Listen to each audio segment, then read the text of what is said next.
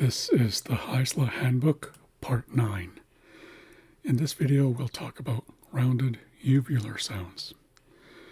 So rounded uvular sounds come from the back of the mouth, where your uvula is located. So this is the uvula here. It's kind of a flap of skin that hangs from the back here of your mouth. Kind of looks like a little punching bag. These are some of the deeper sounds in the xa'isla language. So the uvula is a small piece of skin that hangs down from the back of your throat. These are also rounded sounds, meaning that each letter is followed by a small raised W. So these are similar to the rounded velar sounds that we saw in the previous video, except they're coming from even further back. So some examples here. We have a rounded G bar, so it's a G with a line on top, followed by a small raised W. The word here is quadum, and that means huckleberry. So again, in previous videos, I talked about the difference between different parts of plants. So quadum refers to huckleberries, the berries themselves. Guatas is the actual huckleberry bush that it grows from. So guadum, huckleberry, guatas, huckleberry bush. Next we have a rounded Q, and the word is queaston, and that means rattle. And that is a noun. That is something you hold and you shake that makes a rattling sound. Up next is an ejective rounded Q, and the word is xa'isla, and that means forest.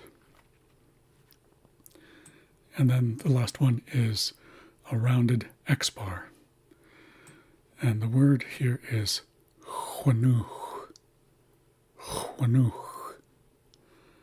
and that means child. So in the following paragraph, it says, pay close attention and listen for rounded sounds as they are often missed. So I have made reference to this before. It applies to the rounded velar sounds and also the rounded uvular sounds.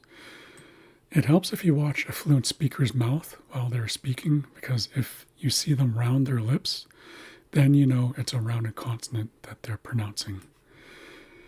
So the rounded uvulars can be fairly easy to hear when they're at the beginning of a word, but the rounded uvulars and rounded velars can be difficult to hear at the end of words, especially if you're new to the language and you're not used to the sounds.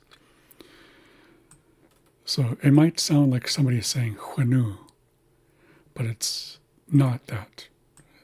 If somebody says that, then they're actually missing the last sound on the end. So this is a rounded velar, this is a rounded X bar, or this is a rounded X.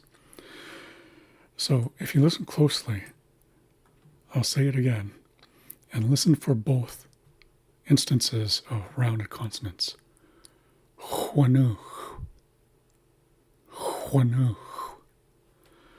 Another thing to do, which I just mentioned in the paragraph, is to watch the person's lips.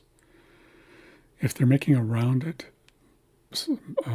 shape with their lips, then there's probably some kind of sound that they're making that you might not be able to hear very well if you're not used to hearing it, if you're not looking out for it.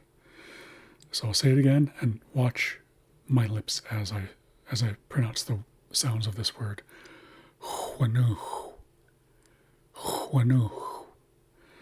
So you should be able to see that my lips are rounding at the beginning of the word and at the end. But since these are voiceless sounds, it can be a little bit hard to actually hear if you're not used to listening out for them. So those are rounded uvular sounds. Wa.